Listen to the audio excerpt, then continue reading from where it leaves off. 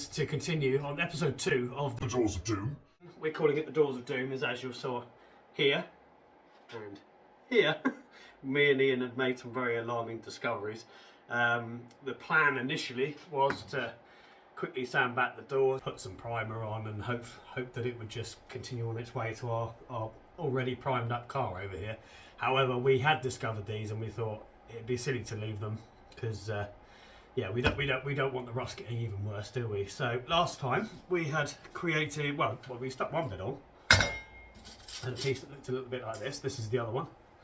We're going to be putting that into the corner on the bottom of the door, and we've got this long piece to add in. Now I'm going to try and get this done this morning before Ian turns up. Watching last time, as you remember, we ran out of MIG welding wire, so I've been out to the shops. I have now got some. Now, guys, look, if you are following this, or you're using any of my my channel for advice for welding things, one thing I will say: don't do what I did and get the wrong wire. Now, if you look down here, mild steel.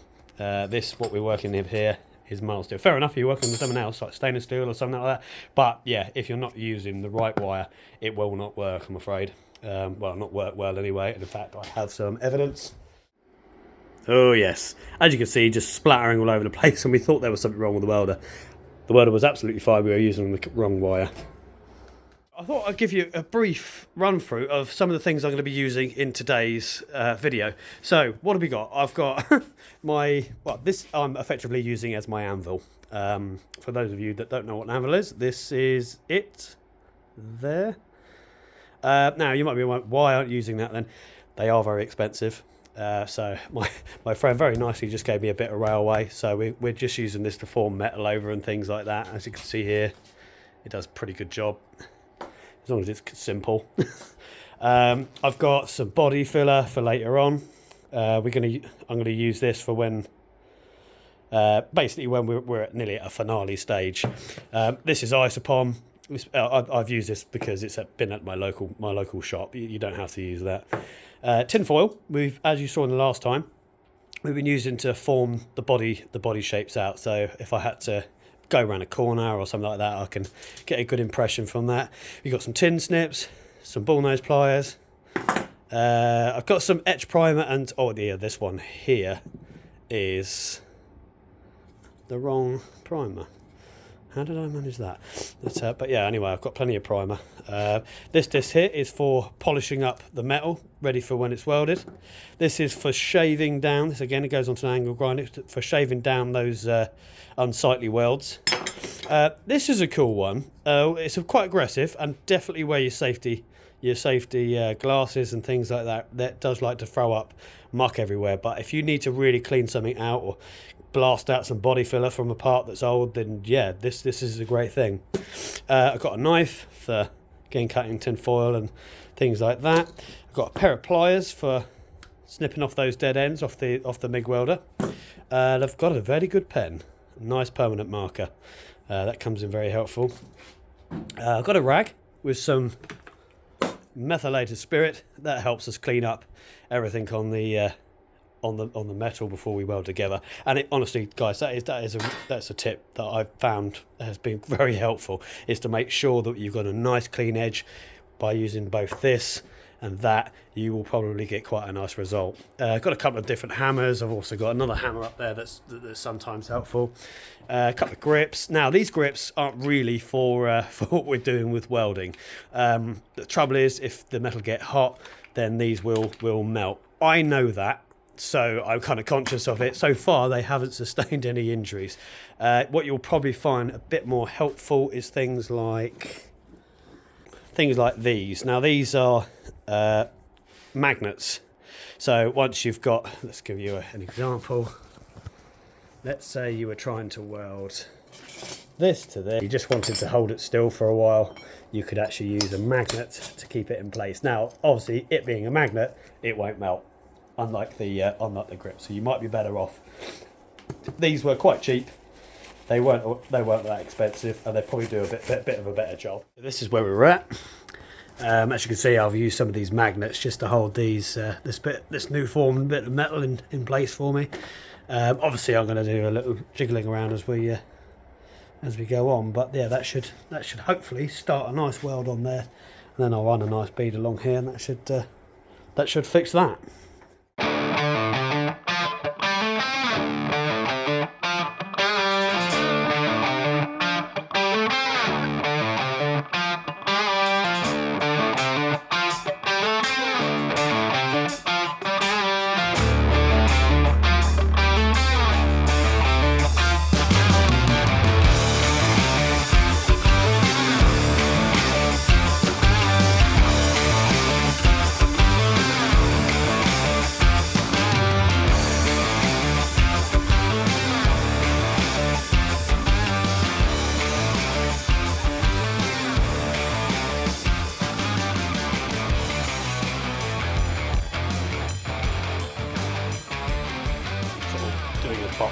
Spot here, spot here, and then sort of moving around quite often, and that's because this kit's incredibly hot.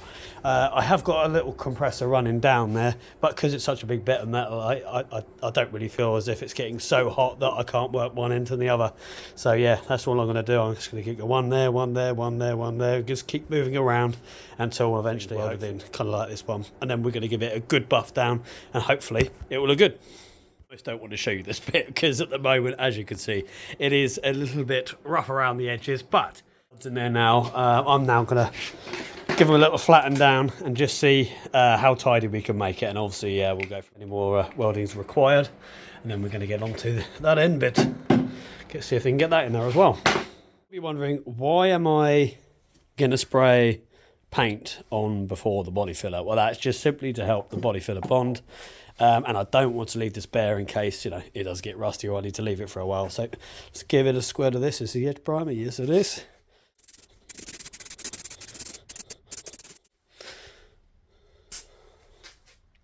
So we just wait for that to dry. I've still got this little bit down here to weld. I'm probably going to do that when Ian's here. As you can see, it has been a very, very busy morning in here. Look at the state of this. Oh, my Lord. Wow. So we're going to have a little clean up, and then we'll get on to the next. Nice and clean. I did this all myself. It had nothing to do with Ian's help whatsoever. So he has finally joined us. Ian is here. There he is. Go on, Ian. Tell us what happened. A bike accident. Bike. Yes. Yeah, okay. It wasn't a terrible accident? Yes. 20 miles an hour. Yeah, okay, yeah. Okay. Yeah, the back, yeah, no, if anybody's ever had a bike crash, doesn't matter what speed you're going, it hurts, doesn't it? Yeah. Yes, and we had a bad wrist. Bad wrist. Okay, and just hold your wrist up there. Yeah, here's a photo of it now. So it is healing. Here's a video of how it was before. What would you recommend to people out there that ride motorcycles? Wear a heel. What's it called? A helite jacket. Helite jacket. Okay, so basically, for those of you that don't know what that is, it's a blow-up kind of stunt. When you fall off the bike, it deflates and does this. Saves me. Now, talking of deflating, what do we nickname you, Ian? Blowfish. The Blowfish. We name him the Blowfish. This is why. Oh, yeah.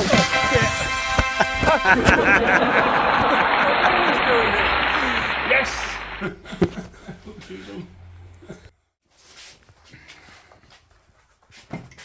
Let's do this. I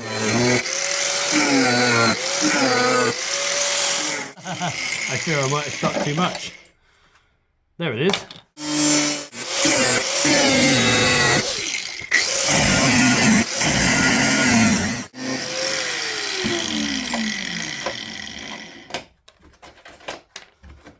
Oh, mate. It looks prehistoric, doesn't it? It really does. I hate it.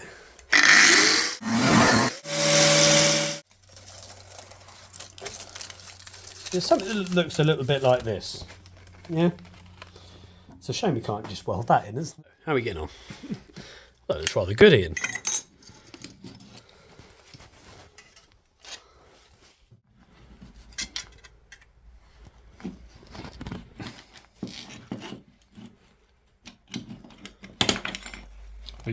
So my dad has lent me this gripe. Well, he said he didn't lend it. He said he gave it to me. But, you know, if he wants it back, he can have it back. The other thing is, I was trying to use it earlier and the button wouldn't work. what we're going to do is just use it. It's a grinding stone, and just see if we can sort out some of these burrs, because I don't know if we can get a zoom in on that. That is pretty rough. Oh yes, perfect. Not really, but sure, why not? Right, weld it in. Yeah, about there. Yeah, I need a hammer. Yeah, smash it. Smash it in there. Knock something out. Out the other side, yeah.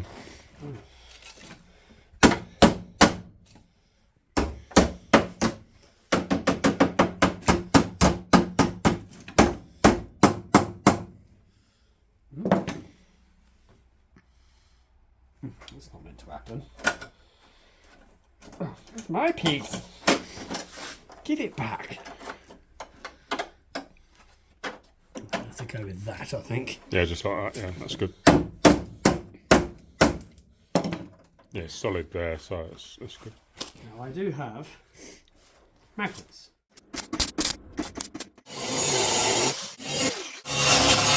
This is where we've got to. Yeah, I didn't quite know where this was going to lead me, and I've gone down the rabbit hole a little bit with it, but I think I finally got it to a state that I think, yeah, I'm sort of ready to patch that up. I did try and cut this bit out, only to realise this is actually already double layered, and someone else has already welded some stuff, so I'm just going to clean this bit up, and I'm hoping to sort of blend everything together here a little bit, and then add this part to it. What I did want to show you, some little drill pieces that have been very good for helping getting all this sort of area cleaned up before welding. So I'll just cut to that, and we'll see how it works. So that. The only thing I would say, careful when you're putting these onto the end there. I've definitely got a nasty little sharp cut from these before, so mind as you go.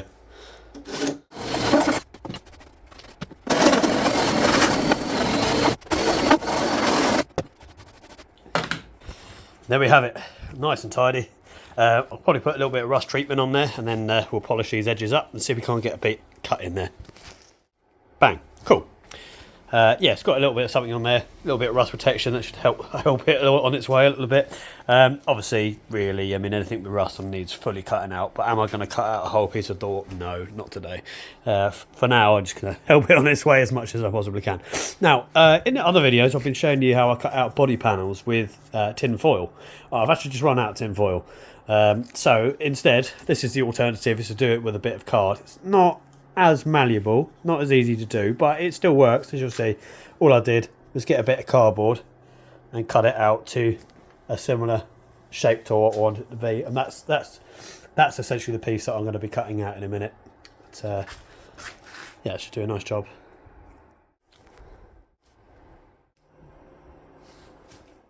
So yeah, it's not exactly Cinderella's shoe, but yeah, we've got something that fits. So let's get it welded in, see how it goes.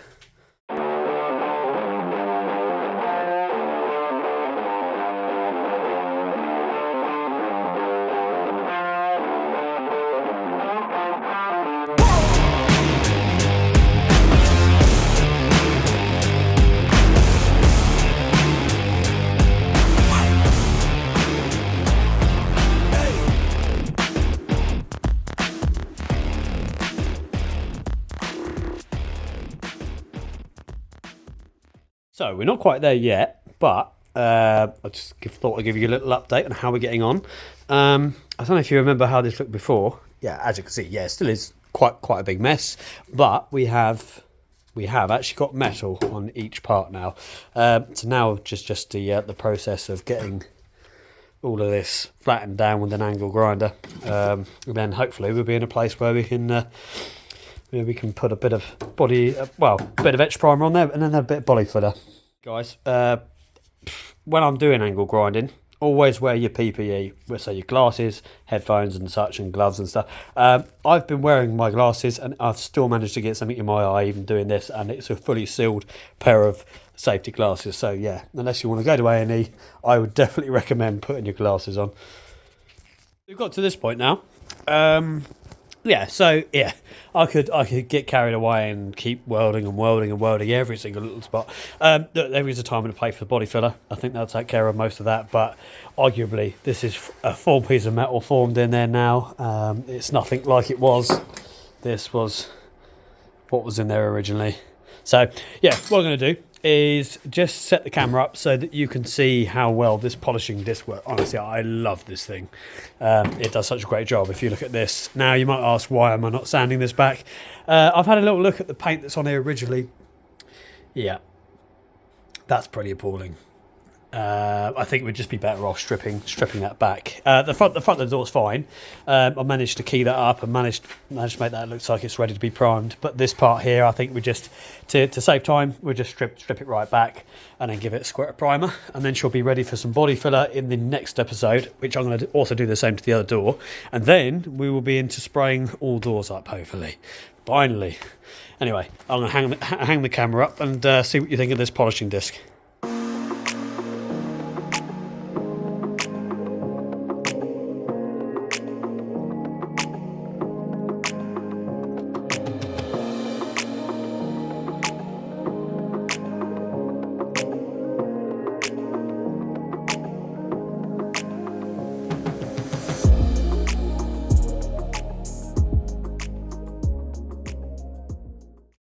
And yet again, my garage is looking like this. It's been a very busy day in here, obviously. I want to get this cleaned up, and then yeah, we'll see if we can't get a tiny bit of this spring bond up. But on the good news, as you can see, the door is looking an awful lot better.